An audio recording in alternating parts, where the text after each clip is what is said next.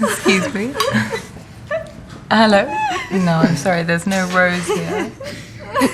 What's the call we've been waiting for? Shut the fuck up right now, you listen to me. You stay right there. Don't you fucking move. Wait! Don't. Please. Why, Caroline? Paris, one of the most beautiful cities in the entire world. Magnificent architecture and the Seine cutting through the city. The Eiffel Tower looks over the city with towering magnitude. In this city lives James Reece, a young, ambitious man who wants to make a name for himself. Working as an assistant to the American ambassador to France, James spends most of his time behind desks and paperwork. His work mainly includes organizing meetings and other diplomatic tasks. His life looks absolutely normal and perfect, but there is an emptiness. Even though Reece has achieved more than most people his age, he still yearns for more. He dreams of becoming a field agent, taking huge risks, living a life full of action. As a young man, he craves excitement. Sitting around diplomats and paperwork all day is the last thing he wants. Reece's girlfriend, Caroline, keeps him tethered to Paris. She keeps him happy and supports him day and night. It's a perfect relationship. They have romantic dinners and long walks in the city of love, Paris. James has made up his mind to propose to Caroline and is waiting for the right moment when Caroline steps up and gives the man a ring instead. The man wants his dreams to become a reality, so he secretly works small jobs for an intelligence agency. He delivers top-secret packages and performs surveillance tasks, but these seem small. The young man is capable of much more, but the bosses won't allow it. Not yet, at least. Still, he keeps doing it, believing that one day he will become an elite intelligence agent. But that quiet life is about to change. The day of opportunity arrives when Reece gets a call from his boss at the secret intelligence agency. Tonight, be at the airport as soon as you can. His new task is to find his partner, who is currently being held by the Paris airport police, and then help him in any way he needs. If things go well, the bosses will make him a permanent field agent. The chance is too good to pass up. It's the promotion. Oh, that's wonderful. Reece heads to the airport as soon as he puts down the phone. He is finally going on a real mission, and all the side quests are finally over. Reece has heard a lot about the agent sent to Paris, that he's an elite operative, the best America has to offer. James expects to see a calm and quiet man with spectacular control over his surroundings, but the sight at the airport is the complete opposite. That's the man you are looking for. Charlie Wax is sitting in a chair, cussing and screaming at the police officers. He looks nothing like the man Reece expected. Loud and irritating, moving and shouting like a hurricane. Pure chaos in human form. I'm your partner. Yeah, you're the chess player.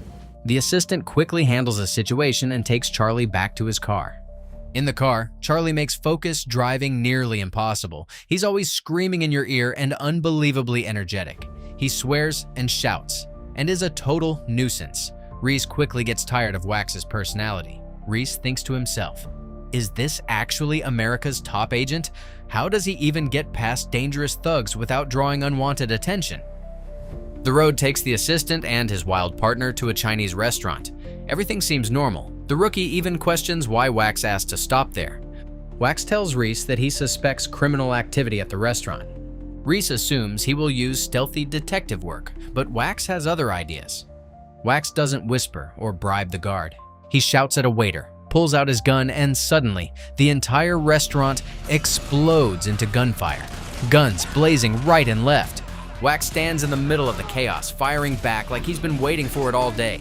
Reece hides for cover while Wax smokes the gangsters disguised as restaurant workers. He asks the one remaining goon where they keep the drugs. Where's the blow? No blow. Wax notices that the man keeps looking at the ceiling and shoots it. White powder drops from the roof like water. Wax orders Reece to collect a vase full of cocaine.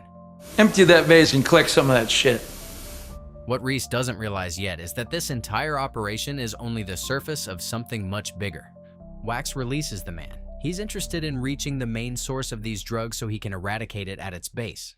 The man leads them to a building, but the moment they step inside, the ambush begins. Here, they fight several men to reach a Chinese man in a suit.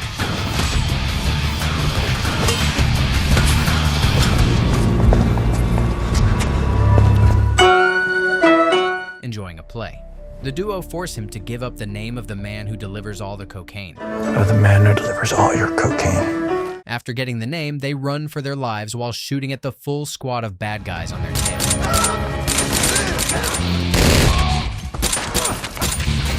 Cover me.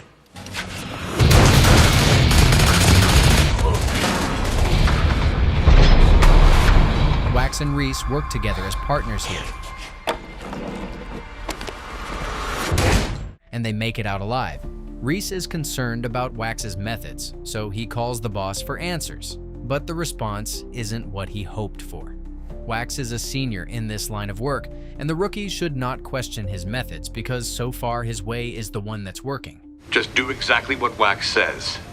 Their investigation leads them to a rundown building controlled by Pakistani dealers.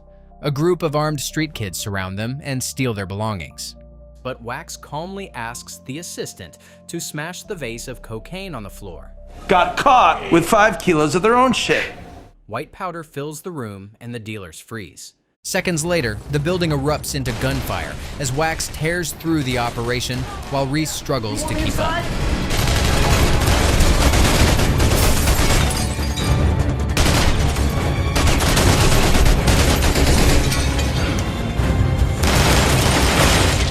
In the chaos, Reece is forced to pull the trigger for the first time To get to the car.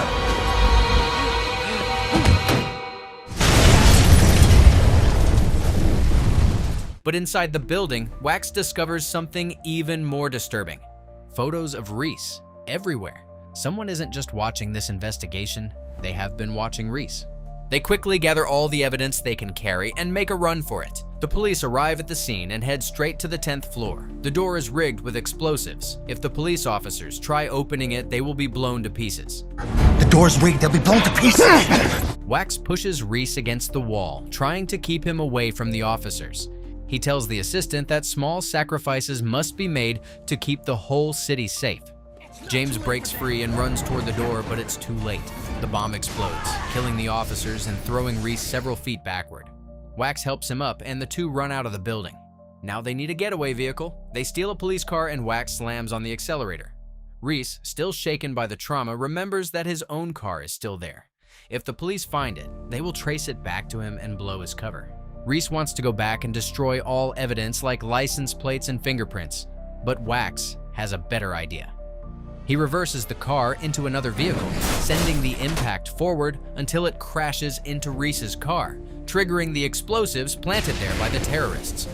Once again, Wax's reckless attitude and quick thinking save them from disaster. Reece is both amazed and irritated by Wax's methods. Wax and Reece hand over the gathered evidence to 2 men in trench coats and enjoy a cheese sandwich by the River Seine.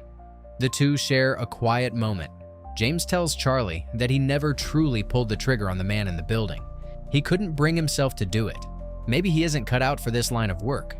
Charlie tells Reece that he already knows, and it doesn't matter, because he couldn't do this without him either. They are a perfect team, 2 opposites working together to save the world. You don't need me, Wax.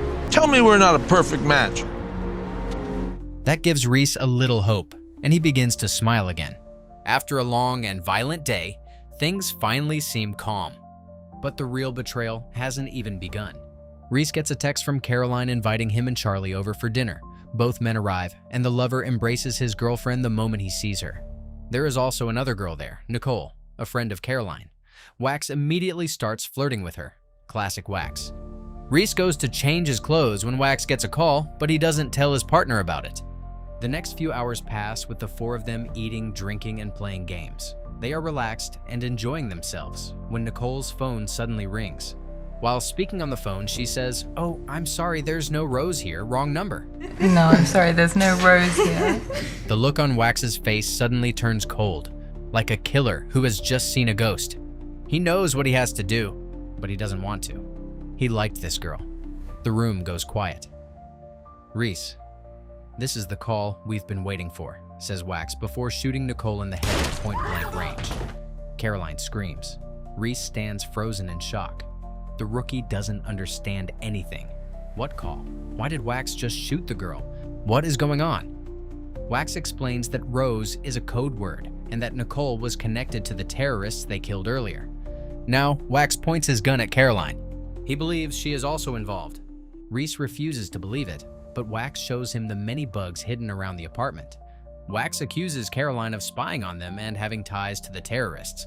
James argues, but Wax explains that she has been listening to them through the ring she gave him when she proposed. Nothing! Your ring, man! That's how they've been tracking us! He proves it by placing the ring next to the radio. It begins vibrating. The young man feels crushed. Holding the gun suddenly feels heavy. He did everything for her, and she was betraying him the entire time. He looks into Caroline's eyes. The tears seem real. For a brief moment, Reece almost believes in her innocence.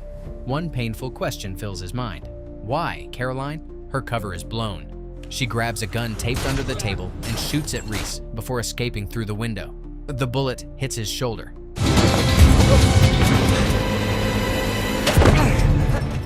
Wax chases her across rooftops and through the streets of Paris, but a car pulls up and Caroline escapes. Thankfully, Wax notes down the license plate. Wax's team searches the apartment and finds bugs and cameras hidden everywhere.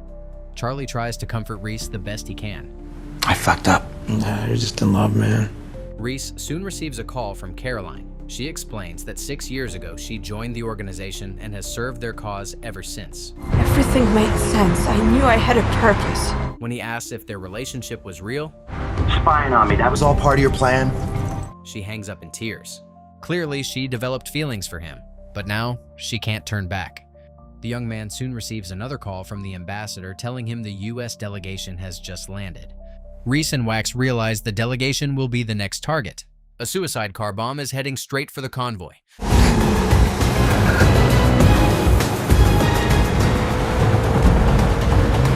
What are you talking about? I can see it! Wax chases it down and fires a rocket launcher in the middle of Paris traffic, destroying it.